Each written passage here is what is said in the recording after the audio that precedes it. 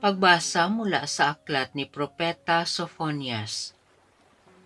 Umawit ka ng malakas, lungsod ng Sion. Sumigaw ka, Israel. Magalak ka ng lubusan, lungsod ng Jerusalem. Ang mga nagpaparusa sa iyo ay inalis na ng Panginoon, at itinapon niya ang inyong mga kaaway. Nasa kalagitnaan mo ang Hari ng Israel, ang Panginoon. Wala ng kasawiang dapat pang katakutan. Sa araw na yaon ay sasabihin sa Jerusalem, huwag kang matakot, Sion, huwag manghina ang iyong loob. Nasa piling mo ang Panginoong iyong Diyos. Parang bayaning nagtagumpay, makikigalak siya sa iyong katuwaan.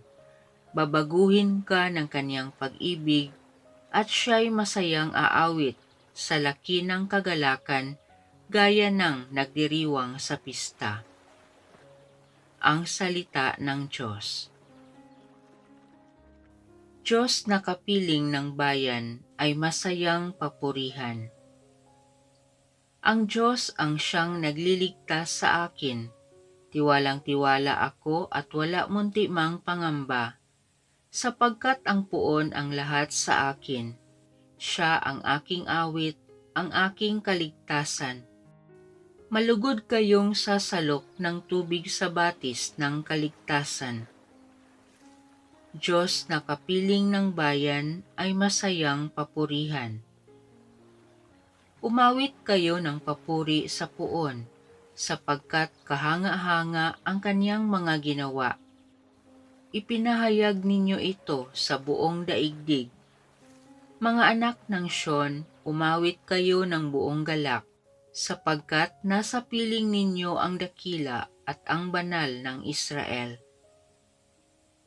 Diyos na kapiling ng bayan ay masayang papurihan. Pagbasa mula sa sulat ni Apostol San Pablo sa mga taga-Filipos. Mga kapatid, magalak kayong lagi sa Panginoon. Inuulit ko, magalak kayo. Ipadama ninyo sa lahat ang inyong kagandahang loob. Malapit nang dumating ang Panginoon. Huwag kayong mabalisa tungkol sa anumang bagay.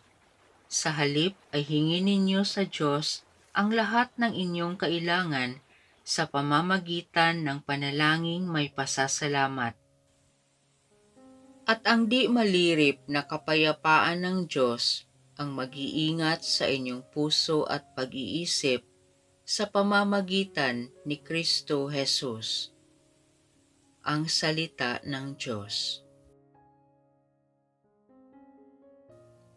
Espiritu ng may kapal na sa akin upang hatdan ang mga dukha ng aral.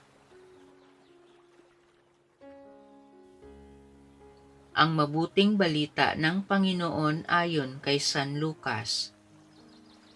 Noong panahong iyon, tinanong si Juan Bautista ng mga tao, "Kung gayon, ano po ang dapat naming gawin? Kung mayroon kang 2 baro, bigyan mo ng isa ang wala. Ganyan din ang gawin ng mga may pagkain," tugon niya. Dumating din ang mga publikano upang pabinyag at itinanong nila sa kanya, "Guro, ano po ang dapat naming gawin?" Sumagot siya, "Huwag kayong sumingil ng higit sa dapat singilin." Tinanong din siya ng mga kawal, "At kami, ano naman ang dapat naming gawin?" "Huwag kayong manghihingi kaninuman sa pamamagitan ng pamimilit o ng pagpaparatang ng di totoo. Masiyahan kayo sa inyong sahod." Sagot niya. Naghahari sa mga tao ang pananabik sa pagdating ng Mesiyas, at ang akala ng marami ay si Juan ang kanilang hinihintay. Kaya't sinabi ni Juan sa kanila, "Binibinyagan ko kayo sa tubig, ngunit ang darating na kasunod ko ang magbibinyag sa inyo sa Espiritu Santo at sa apoy. Siya'y makapangyarihan kaysa sa akin, at ni hindi ako karapat-dapat magkalag ng tali ng kanyang panyapak.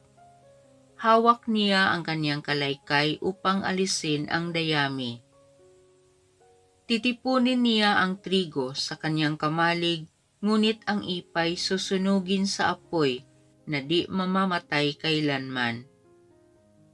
Marami pang bagay ang ipinangaral ni Juan sa mga tao sa kanyang paghahayag ng mabuting balita.